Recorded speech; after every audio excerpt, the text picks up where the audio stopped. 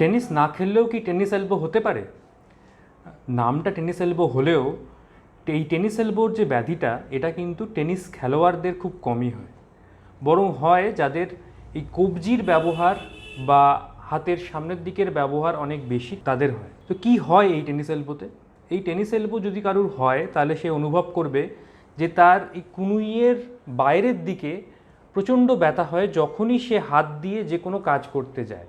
যেমন ধরুন কোনো একটা কাপ ধরতে গেল বা দরজার নব খুলতে গেল, তখন কিন্তু অস্বাভাবিক ব্যথা যন্ত্রণা হয়।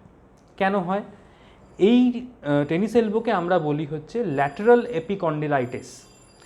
এই কনুইয়ের বাইরের দিকে হাড়ের ওপরে একটি জায়গা থেকে সামনের দিকের হাতের বিভিন্ন পেশির উৎস আছে। অতিরিক্ত ব্যবহারের ফলে অনেক সময় দেখা যায় যে এইখানে যে পেশিগুলো যে হাড়ের সাথে অ্যাটাচ হয়ে আছে সেইখানে ইনজুরি হয়ে গেছে বা কোনোভাবে আঘাত লেগেছে, যার ফলে ওইখানে এরকম ব্যথা উৎপন্ন হচ্ছে। যদি টেনিস এলবো হয় তাহলে কি করবেন?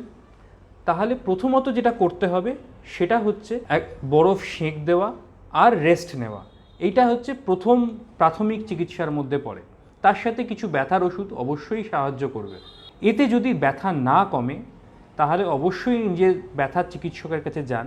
ওনার কাছে গেলে আরও যা যা উপায়ে এর চিকিৎসা হবে সেগুলো হচ্ছে নিয়মিত কিছু এক্সারসাইজেস করা, টেন্স বলে এক ধরনের ফিজিওথেরাপি, কিছু ব্যথার ওষুধ এবং এখানে ইঞ্জেকশন দেওয়া যায় যাতে কিন্তু অনেক তাড়াতাড়ি এই ব্যথা থেকে আরাম পাওয়া সম্ভব।